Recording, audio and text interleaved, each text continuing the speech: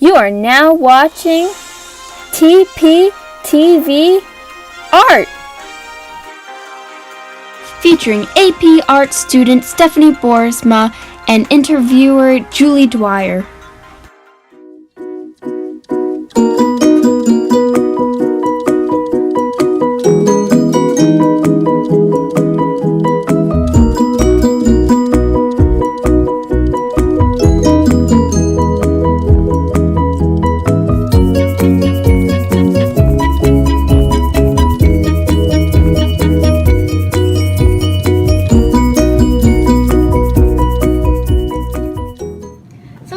Can you explain how AP Art works and the importance of art in Bartlett?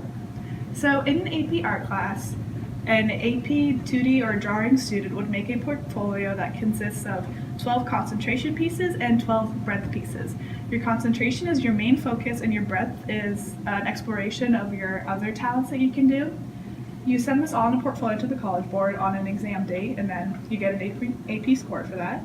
And I feel that in not just Bartlett, but in schools in general, art is really important because I think that a creative outlet is really important for students to learn how to express their emotions in a different way, as well as solve problems in a different way. And I feel like things like math and science and English are really forced upon students, whereas electives and stuff aren't really always taken seriously, even though they're very legitimate and can really have a lot of benefits for students. So you talked briefly, I think, about the mediums you use. Can you explain what that is and elaborate more? So a medium in art is what you're using to create clay or paint or graphite or charcoal. It's anything that you use to make an art piece.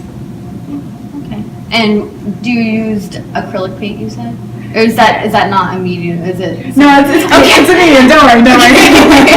So in my concentration, I used acrylic paint, which was kind of daring because I barely ever used it in my whole life.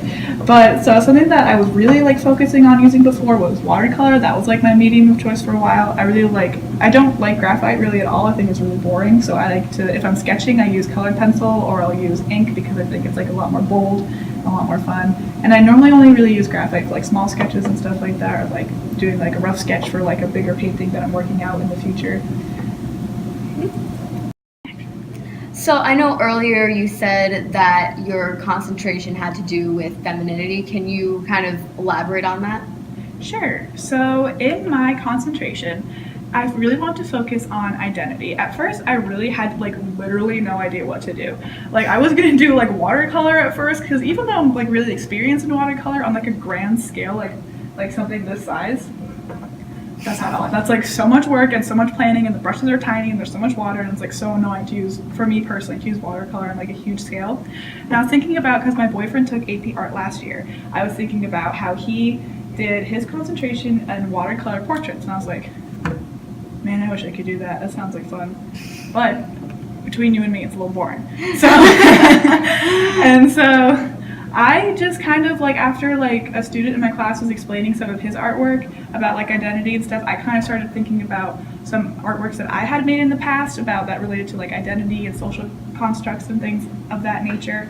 And I really wanted to implement that, as well as I really wanted to use acrylic paint as my medium of focus, because it's you can create such big textures, and the colors are so vibrant, and you can layer it, and it's really forgiving because if you mess up, you just wipe it off the paper. And it's easy to use, and especially it's really good on big paintings, which is what I really wanted to make.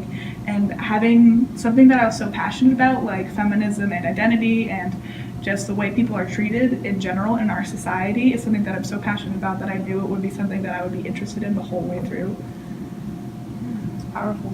So how do you send this work to colleges, and how are you going to submit it to the AP test? So for the AP test, I forgot to mention this earlier when I was talking about what a concentration and what a breadth is, but you send in 5 physical pieces, which are your quality pieces, which can be from your concentration or your breadth, and those are your 5 best works, which you think best represent your ability as an artist. And then the other ones are sent online, and so you have to have really good pictures. And then for college, it kind of depends on the college. Most of the colleges that I'm applying to, you use Slide Room, which is an online portfolio where you take pictures and send it in to them directly. But some colleges will have you send in a disc or something like that, a CD with everything on it. So out of all of the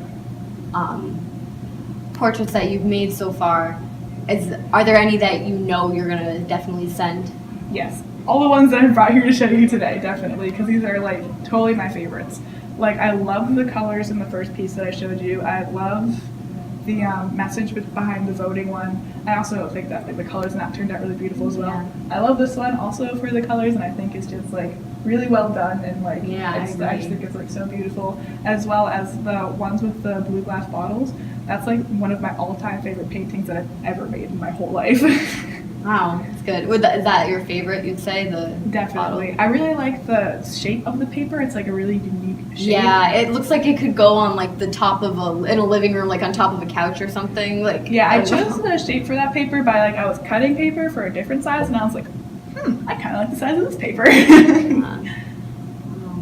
And I noticed that on the other, they have, with the ones you use like with acrylic paint, there's like a perfect outline. Like, do you put tape on it or something on the outside? I tape all those down because I like having a clean border, but also like I use a lot of like really thick paint, so it kind of makes the paper curl up. So it like, because I like work on it in school mostly, like I come and go from that painting for like 2 weeks, something like that, because I'll only work on it for like an hour or two every day. So then like coming and going, the paper starts to curl, and so that really helps to keep it flat. And something like this, I didn't tape it down because, it's not paint, but also because I made a grid. So like I printed out the picture that I had and I made a grid on that, and then I scaled the grid up to match it so that I could really get the proportions right. Right. And do you ever get worried that the tape is gonna like rip the? Oh, it has. Like the paint is really thick. A lot of the times when I'm like peeling the tape off, if I don't like do it slowly enough or just the way that the paper wants me to do it, it like the paint kind of like gets like stuck, and so like I'll like rip it up, and like the paper's never like fully ripped, but like the tops, like the sides of the paper, like the top layer has come off like a lot when I'm ripping it off. But luckily you barely even notice that. Okay, that's good. This is my first piece in my concentration. My concentration relates to identity and a lot of like femininity.